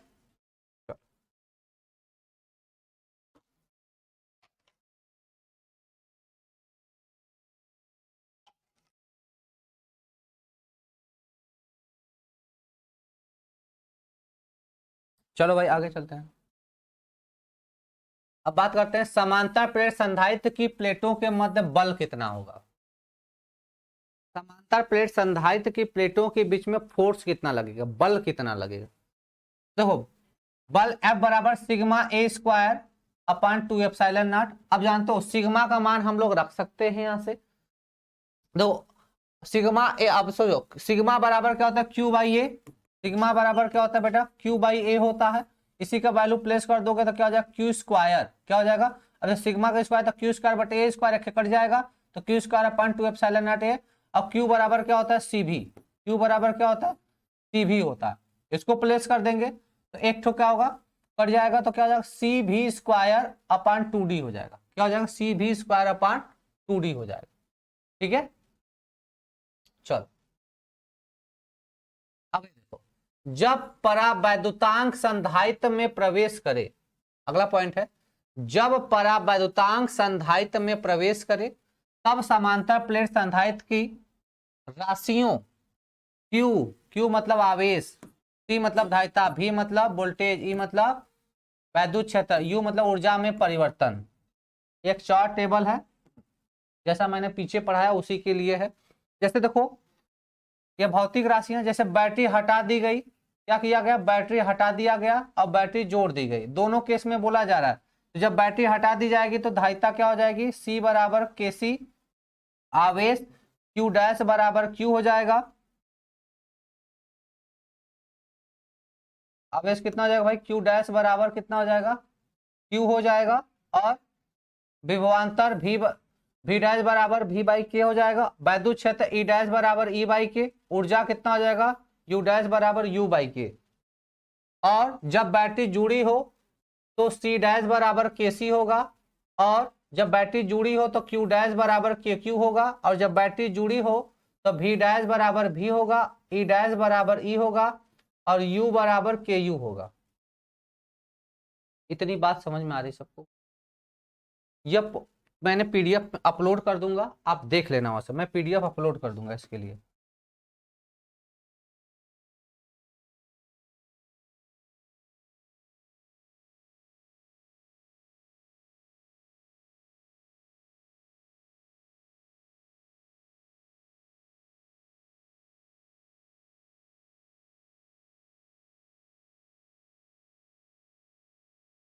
ठीक है, अगली पॉइंट देखो, अब पढ़ेंगे भाई गोली संधारित्र क्या होता है। अभी समांतर प्लेट संधारित्र पढ़ रहे थे, अब गोली संधारित्र। गोली संधारित्र में क्या होगा, दो गोलों को आपस में क्या किया जाएगा, डाल दिया जाता है, एक अंदर वाला एक बाहर वाला। बाहर वाले को ग्राउंड से जोड़ेंगे, अंदर वाला क्या होगा, हमारे चालक से जुड़ा होगा, हमारे सोर्स से जुड़ा होगा, स्रोत से विभवांतर से जुड़ा होगा। ठीक है ना, बात समझ। तो गोली संधारित्र की धारिता कितनी होगी, तो पहली चीज है C बराबर क्या होता है भाई, Q/A। Q बराबर CV, ऐसे जानो Q बराबर क्या होता है CV। C बराबर क्या होगा, Q/V। C बराबर क्या होगा, Q/V होगा। कितना होगा, C बराबर होगा Q/V होगा। Q का मान निकालेंगे, V का मान निकालेंगे, प्लेस कर देंगे। ठीक है ना, समझो। कहते हैं यह दो संकेंद्री चालक गोलों से मिलकर बना होता है। संकेंद्रिक मतलब एक गोले के अंदर एक क्षय गोला डाला जाता है, बाहर वाला ग्राउंड कर दिया जाता है। आंतरिक गोले को आवेश दिया जाता है, जबकि बाहरी गोले को भू संपर्कित पृथ्वी से जोड़ दिया जाता है। तो जैसे अंदर वाले का क्षेत्रफल क्या है, A है, बाहर वाले का क्षेत्रफल B है, तो बोला जा रहा है कि B वाले का क्षेत्रफल ज्यादा है, A वाले का क्षेत्रफल कम है। बाहर वाले गोले जिसको पृथ्वी से जोड़ा जाता है उसके ऊपर माइनस चार्ज आता है, जिसको पृथ्वी से जोड़ा जाता है उसके ऊपर क्या आता है बेटा, माइनस चार्ज आता है। बात समझ में आ रहा है कि नहीं, जिसको ग्राउंड करते हैं उसके ऊपर माइनस चार्ज, और जिसको आवेश देते हैं मतलब पॉजिटिव चार्ज देते हैं। तो अब विभवांतर कितना हो जाएगा, तो कहेंगे V बराबर KQ/A। V बराबर क्या होता है भैया, KQ/A होता है। या के क्यू बाई आर भी बोल सकते हैं, के क्यू बाई आर होता है। तो प्लेस कर देंगे, देखो इधर कितना हो जाएगा, के का मान 1/4 पाई एप्सिलॉन है, तो 1/4 पाई एप्सिलॉन क्यू बाई ए क्या है उसका क्षेत्रफल हो जाएगा, माइनस कितना होगा, तो घटा दो, बाहर वाले का घटा दो इसमें से, तो क्या हो जाएगा, Q/4 पाई एप्सिलॉन नॉट बी हो जाएगा। यह इसके लिए क्या होगा, विभवांतर। धारिता कितना हो जाएगा, धारिता 4 pi epsilon naught A B upon B minus A B upon कितना हो जाएगा, बी माइनस ए हो जाएगा, यह इसके लिए धारिता हो जाएगी। मतलब दोनों गोलों का जो त्रिज्या है उनका गुणनफल, और बड़े गोले में से छोटे गोले का जो त्रिज्या उसे घटा दो, शॉर्ट फॉर्म में, इंपोर्टेंट फार्मूला, ये सब कहीं मिलेगा नहीं, बता दे रहे हैं, ये शॉर्ट फॉर्म है, वैसे निकालते रह जाना, इंटर की किताब की तरह निकालते रह जाओगे, निकालते ही रह जाओगे, डायरेक्ट ये फार्मूला लगाएंगे, C बराबर 4 pi epsilon naught A B upon B minus A, मतलब छोटे गोले और बड़े गोले की त्रिज्या बटे बड़े गोले की त्रिज्या माइनस छोटे गोले की त्रिज्या, राइट आंसर। ठीक है, टीजीएस में बात करते हैं, सी बराबर क्या हो जाएगा, A B upon B minus A, गोलों के मध्य परावैद्युत माध्यम क्या होगा, परावैद्युत माध्यम की उपस्थिति में सी डैश बराबर कितना होगा, 4 पाई एप्सिलॉन नॉट के, जब के कोई माध्यम भर दिया जाएगा तो यही के का खाली गुणा कर देना, के का केवल क्या करना बेटा, गुणा कर देना, केवल के का यहाँ पे जब गुणा कर दोगे तो K A B upon B minus A हो जाएगा, कितना, A B upon B minus का ए, ये दोनों फार्मूले आप याद रखेंगे। फिर कहते हैं यदि बाहरी गोले को प्लस क्यू आवेश दे दिया जाए, जो बाहर वाला गोला है उसको पॉजिटिव चार्ज दे दिया जाए और अंदर वाले को पृथ्वी से जोड़ दिया जाए, अंदर वाले को क्या किया जाए, पृथ्वी से जोड़ दिया जाए, और बाहर वाले को प्लस आवेशित कर दिया जाए, तो आंतरिक गोले पर प्रेरित आवेश कितना होगा, तो क्यू डैश बराबर हो जाएगा माइनस ए बाई बी होगा, प्रेरित आवेश कितना होगा, एवं फिर कहें क्यू एवं निकाय की धारिता कितना होगा, सी बराबर 4 pi epsilon naught B square upon B minus A.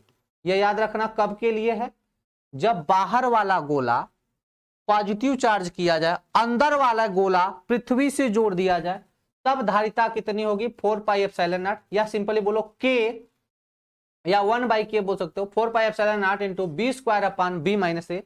कहते हैं यह व्यवस्था एक संधारित्र नहीं है, यह व्यवस्था एक संधारित्र नहीं है, ठीक है ना, यह एक संधारित्र का सेटअप नहीं है, इस समायोजन की धारिता गोली संधारित्र और गोली चालक की धारिता के योग के तुल्य है, अर्थात 4 pi epsilon naught B square minus B square upon B minus A is equal to 4 pi epsilon naught A B upon B minus A plus 4 pi epsilon naught B, ये इसके तुल्य है। ठीक है, और ए वाला केस आपसे ज्यादा पूछा भी नहीं जाता है, ठीक है ना।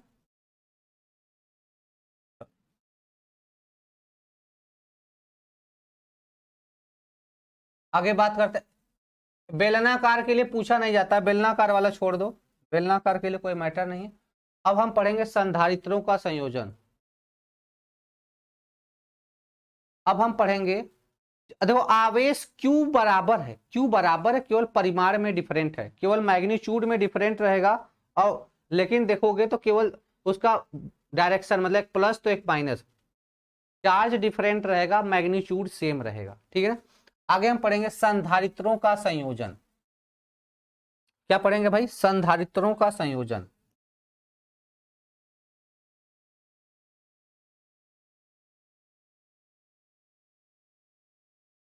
ठीक है, अब संधारित्रों के संयोजन से पहले कुछ क्वेश्चन कर लिया जाए, संधारित्रों का संयोजन को इसी पे स्टॉप करते हैं, कुछ क्वेश्चन को कर लेते हैं, ठीक है मेरे भाई, चलो।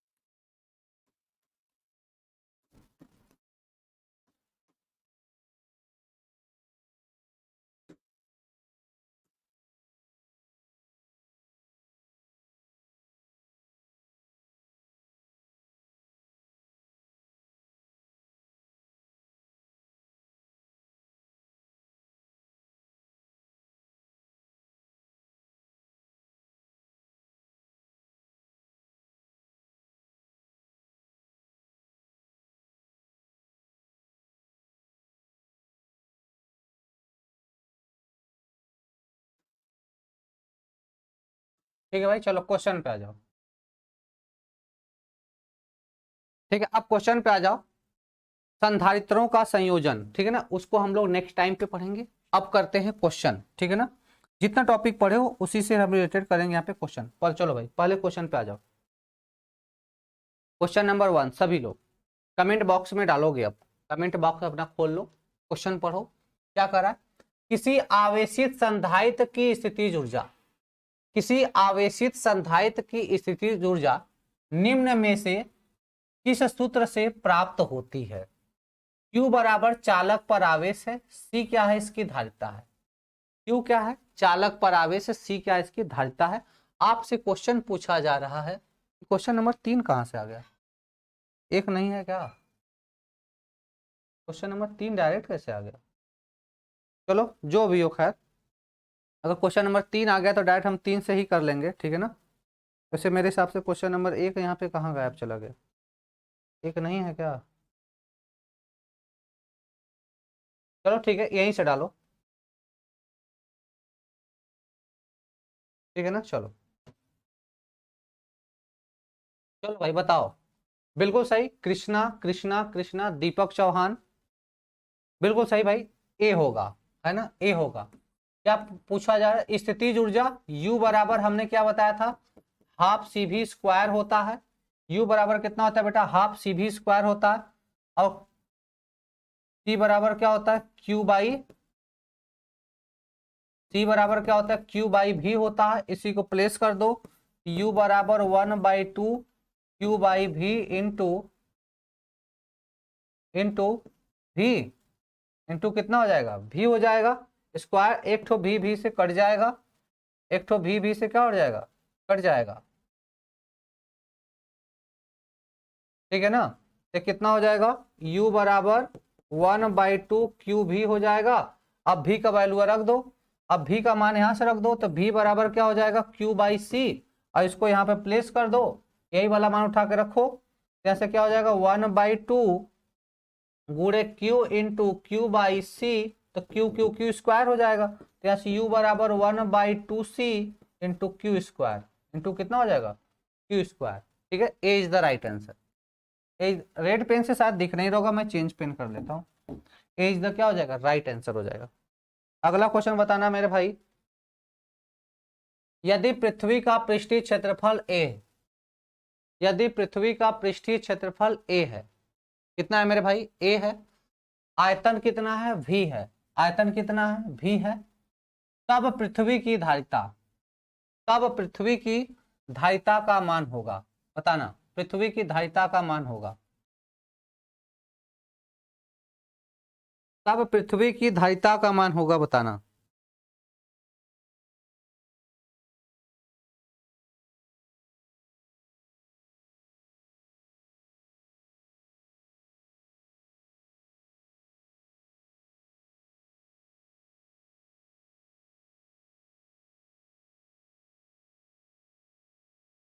तुम लोग भूल रहे हो, तुम लोग भूल रहे हो।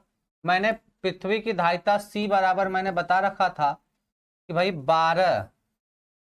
12 पाई एप्सिलॉन आर। तुम लोग भूल गए। हमने पृथ्वी की धारिता आपको पढ़ाया था स्पष्ट में कि 12 पाई एप्सिलॉन नॉट आयतन बटा क्षेत्रफल, है ना। क्या बताया था?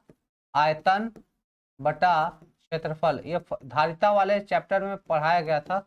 यह वाला फार्मूला होता है, मतलब यहाँ से v बाई ए हो जाएगा, तो सी वाला ऑप्शन होगा, सी वाला ऑप्शन होगा। भूल रहे हो तुम लोग, मैंने इस चैप्टर में पढ़ाया था। जिस दिन मैंने धारिता पढ़ाया था उसी दिन पढ़ाया था इसको।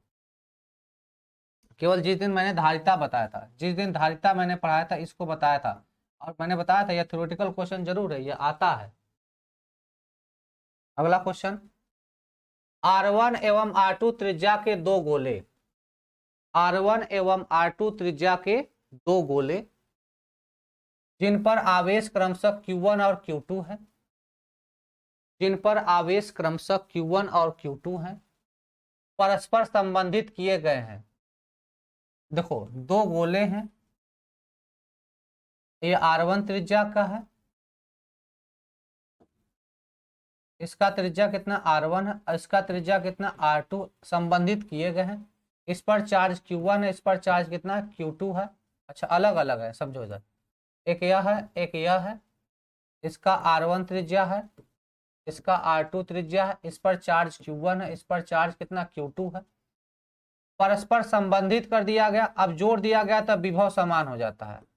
जोड़ने पर क्या होता है, विभव समान हो जाता है। यह चीज आपको याद रखनी होगी कि जोड़ने पर क्या होता है बेटा, विभव समान हो जाता है।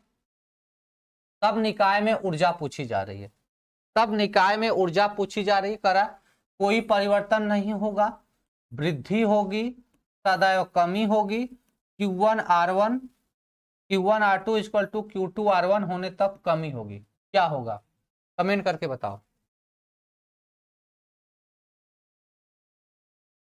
तो पहली चीज समझो बेटा, यहां से पहला पॉइंट जो आपको समझना है कि भाई देखो, ये क्वेश्चन का एक थ्योरी टाइप का मैंने पढ़ाया था कि जैसे एक आवेश है, यहाँ पे समझो, एक आवेश है यहाँ पर,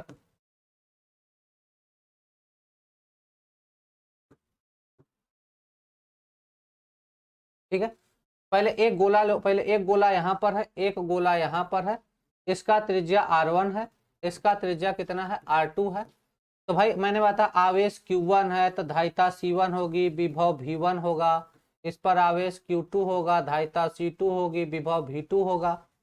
लेकिन जैसे ही इनको आपस में जोड़ोगे, आवेश क्या होगा, स्थानांतरित होगा। आवेश क्या होगा, अस्थानांतरित होगा। कब तक अस्थानांतरित होगा, जब तक विभव समान नहीं हो जाते। अब इसको जोड़ने पर क्या होगा, इनका विभव क्या हो जाएगा, समान होगा। तो भैया आवेश स्थानांतरित होगा तो ऊर्जा क्या होगा, एक्सचेंज होगा। ऊर्जा क्या होगा, एक्सचेंज होगा। और जो नया आवेश मिलेगा वह क्या मिलेगा, इसमें Q1 डैश मिलेगा और इस पर नया आवेश क्या मिलेगा, Q2 डैश मिलेगा। आवेश दोनों एक्सचेंज हो जाएंगे। तो आंसर इज डी होगा कि Q1 R2 बराबर Q2 R1 होने तक कमी होगी। D is the right. Rani Kumari बिल्कुल सही। कोमल का भी बिल्कुल सही, डी वाला आंसर होगा बेटा, बिल्कुल सही। कोमल और रानी दोनों का बिल्कुल सही आंसर आया है, ठीक है। चलो अगले क्वेश्चन पे चलते हैं। अगला है, प्रत्येक आवेशित संधारित्रों में ऊर्जा रहती है। प्रत्येक आवेशित संधारित्रों में ऊर्जा रहती है। क्या कर, आवेश आवेश पर, धन आवेश एवं ऋण आवेश दोनों पर, पट्टिकाओं के मध्य क्षेत्र में, संधारित्र की प्लेटों के सिरों पर, कहां पर ऊर्जा रहती है बताओ। क्वेश्चन नंबर 6 कमेंट करो।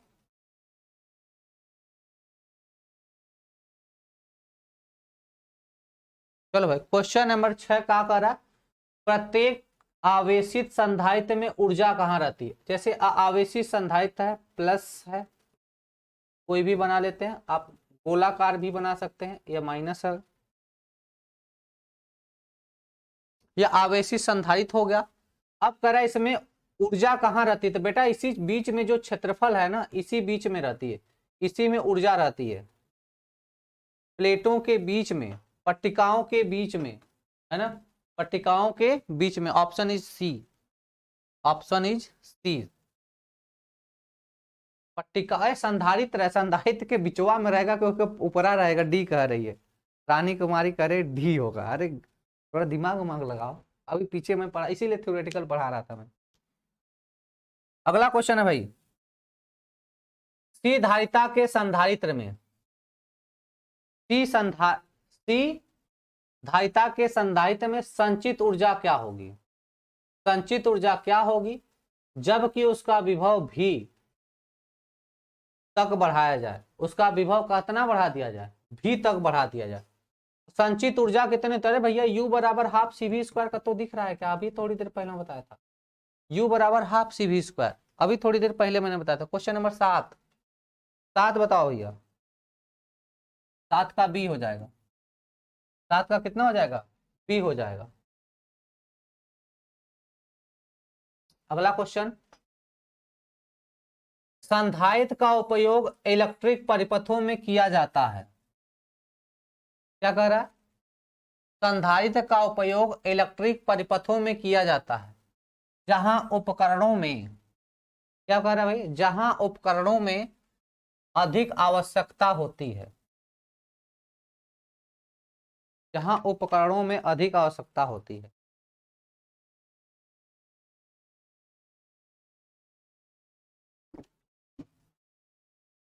बताना जरा। क्वेश्चन नंबर 8, क्या कह रहा है, संधारित्र का उपयोग इलेक्ट्रिक परिपथ में किया जाता है जहां उपकरणों में अधिक आवश्यकता, किसकी, धारा की अधिक आवश्यकता होती है, कि विभव की, कि वाट की, कि प्रतिरोध की। तो भैया जहां धारा की ज्यादा आवश्यकता होती है वहां पर हम लोग संधारित्र का उपयोग करते हैं। जहां पर धारा की बहुत ज्यादा आवश्यकता होती है वहां पर किसका उपयोग करते हैं, संधारित्र का उपयोग करते हैं। ठीक है, चलो अगला क्वेश्चन है, यदि किसी गोले की परिधि 2 मीटर, यदि किसी गोले की परिधि 2 मीटर है, तब पानी में गोले की धारिता होगी, तब पानी में गोले की धारिता होगी, बताना जरा।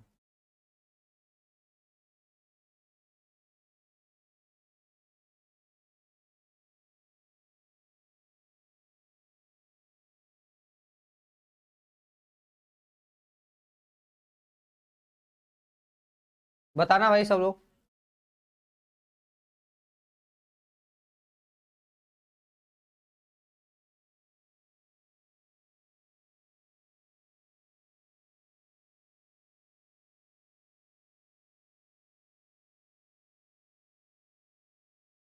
बताना question number 9। Shivani Tiwari 8B, अरे क्वेश्चन नंबर 9 बताओ मेरे भाई, 9 बताओ, क्वेश्चन नंबर 9, 9 का कमेंट। अच्छा अच्छा, क्या कह रहे हो?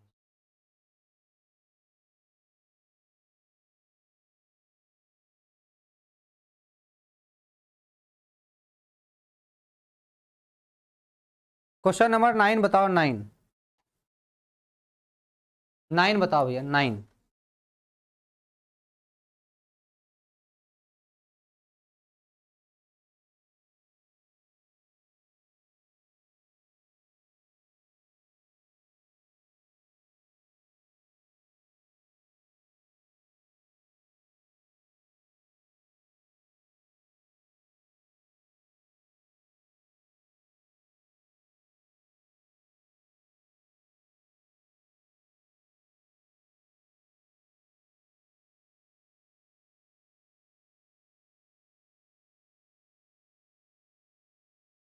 बताओ भाई।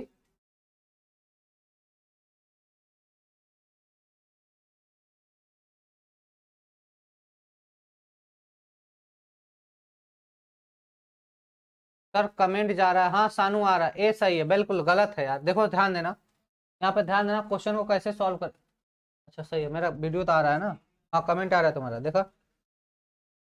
पहली चीज यहाँ पे ध्यान देंगे कि जैसे गोला है, ये हमारे पास क्या है, गोला है, और गोले की हमको परिधि दिया है।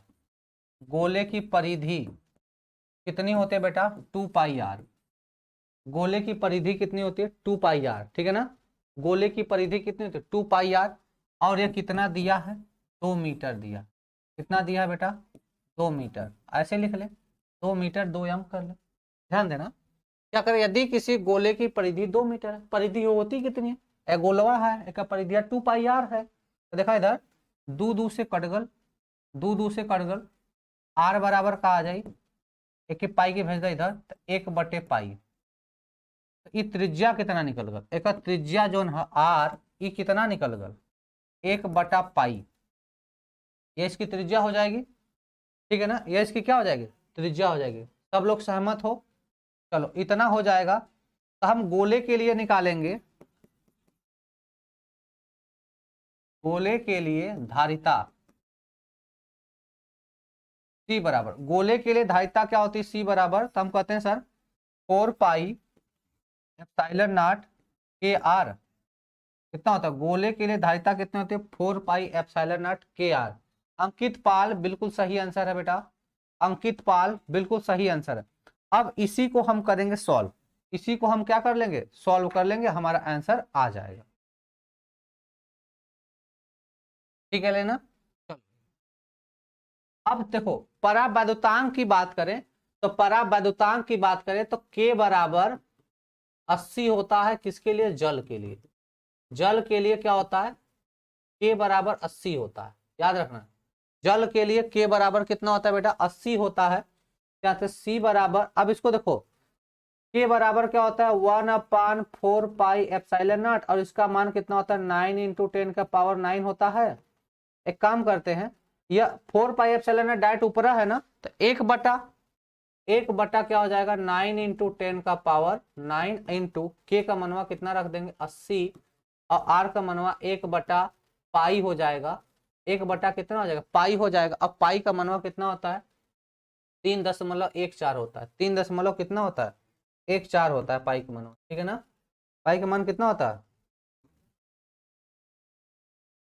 3.14 होता है, ठीक है। अब देखो C इक्वल टू कितना हो जाएगा? ये 10 का घात लेके आ जाओ ऊपर, 10 का घात ऊपर हो जाएगा, 10 घाते -9 हो जाएगा, पूरे 80 हो जाएगा, और बटे में कितना हो जाएगा? 9 गुणे 3.14 हो जाएगा। 9 8 72, कितना हो जाएगा? 9 8 72 हो जाएगा। उसके बाद बचेगा 8, फिर 9 8 72 हो जाएगा, फिर 9 8 72, मतलब सिंपली हम बोलेंगे 8.88 बटे 3.14। दोनों अंक में से दशमलव गुणे 10 घाते माइनस का 9, गुणे 10 घाते माइनस का कितना हो जाएगा? 9 हो जाएगा, ठीक है ना। अब देखो C बराबर यहाँ से कितना हो जाएगा? यहाँ से C बराबर हम बोल देंगे, इसका इसमें भाग दो, 3 दूना का 6, कितना हो जाएगा? 3 दूना का 6 हो जाएगा, और 4 दूना का 14 दूना का 28 हो जाएगा, ठीक है ना। तो 2 8 आएगा। अब बचेगा यहाँ से कितना? 2 सीधे सीधे बच जाएगा। तो देखो अब इसमें थोड़ा आंसर मैच कराओ। पहला डिजिट कितना आया? 2 आया सब में, देखो 27 27 27 लिखा। अब इसमें 2 बचेगा, इसका इसमें भाग देंगे तो कितना? 628 हो जाएगा। 628 को घटा लो तो कितना? 0 हो जाएगा। यहाँ 6 बचेगा, और यहाँ 260 बच गया। फिर कितनी बार जाएगा इसका भाग?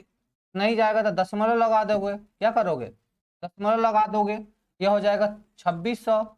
अब 3 अवट है 24, 8 बार चला जाएगा। कितनी बार चला जाएगा? 8 बार। तो कितना हो जाएगा? 24 यह हो जाएगा, और 14 8 जितना आएगा। तो देखो अब 28 किस में दिख रहा है? 28 केवल इसमें दिख रहा है, तो 2800 डाल दो सीधे सीधे, क्योंकि 8 और किसी में नहीं आया है ना। कितना हो जाएगा? ये सीधे जान जाओ, 2800 पिको फैराड आएगा। पूरा सॉल्व करोगे तब, क्योंकि 10 का पावर 9 है, 10 का पावर 9 है, तो बढ़ा देंगे तो पिको फैराड में उसे कन्वर्ट कर लेंगे। तो कितना हो जाएगा? 2800 पिको फैराड आ जाएगा, ठीक है ना बेटा। डी वाला ऑप्शन। अगला क्वेश्चन, समान त्रिज्या के पारे की 8 बूंदों पर क्या हो जाएगा? समान त्रिज्या की पारे की 8 बूंदों पर समान आवेश है। क्या है? समान आवेश है। इन्हें मिलाकर एक बड़ी बूंद बनाई गई है। इन्हें मिलाकर एक बड़ी बूंद बनाई गई है। तो प्रत्येक बूंद छोटी बूंद की तुलना में बड़ी की धारिता होगी। अरे बेटा ये तो मैंने बताया था, 500 बूंद 1000 बूंद के लिए भी बताया था। ये तो 8 बूंद है, ये तो 8 बूंद है ना। मैंने 500 1000 जितना पूछेगा उतने का मैंने बताया था। जरा बताना कितना आ जाएगा। और मैंने इसका तरीका भी बताया था कि भैया 8 छोटी छोटी बूंदें हैं, मिलकर एक बड़ी बूंद बनाती है। आयतन निकाला करो। 8 छोटी बूंदों का आयतन बराबर बड़ी बूंद का आयतन, ऐसे लगाया करो, ठीक है ना। 8 छोटी बूंद का आयतन बराबर क्या हो जाएगा? बड़ी बूंद का आयतन। 8 गुणे छोटी बूंद का आयतन कितना हो जाएगा? 4/3 पाई आर स्मॉल क्यूब मान लो। मान लेना छोटुआ जो छोटवा गुलवा है उसका त्रिज्या स्मॉल आर बराबर 4/3 पाई आर कैपिटल क्यूब। यह कट जाएगा तो क्या हो जाएगा? इसको क्या लिख सकते हो? 2 के घाते 3 और गुणे आर के घाते 3 बराबर आर के घाते 3, पावर वो काट दो। तो आर, कैपिटल आर बराबर कितना हो जाएगा 2r, कैपिटल आर बराबर कितना हो जाएगा 2r हो जाएगा। तो देखो कितना गुना, दो गुना, कितना गुना, दो गुना, दो गुना है, कितना गुना हो जाएगा बेटा, दो गुना हो जाएगा। मतलब छोटी बूंद की तुलना में बड़ी बूंद कितनी है, दो गुना है। ठीक है ना, हाँ बिल्कुल सी वाला ऑप्शन, 10 का सी। ठीक है, चलो 10 का सी है। कौन कर रहा है, A is correct answer, but गजब बेइज्जती है यार, 8 गुना कर रहा है, A is the right answer. Karan Chauhan, A is the right answer. अगला सवाल देख। चलो यहीं पे रुकते हैं ना, कल करते हैं ना, यहीं से स्टॉप करते हैं, क्लास को ओवर करते हैं। क्लास चैप्टर मतलब क्वेश्चन नंबर 11 से कल से करेंगे ना, कल क्वेश्चन नंबर 11 से स्टार्ट होगा हमारा, तो कल क्वेश्चन करेंगे इसी पर। उसके बाद टाइम बचेगा तो हम लोग संधारित्र का संयोजन पढ़ेंगे। ठीक है ना, चलो बेटा आज के लिए इतना ही, ऑल द बेस्ट। ठीक है, सभी को शुभ संध्या। ठीक है ना, कल पढ़ते हैं। ठीक है ना बेटा, चलो आज के लिए क्लास इतना ही, ओवर करते हैं। केमिस्ट्री की क्लास चलने जा रही है, आप लोग आ जाओ सभी लोग।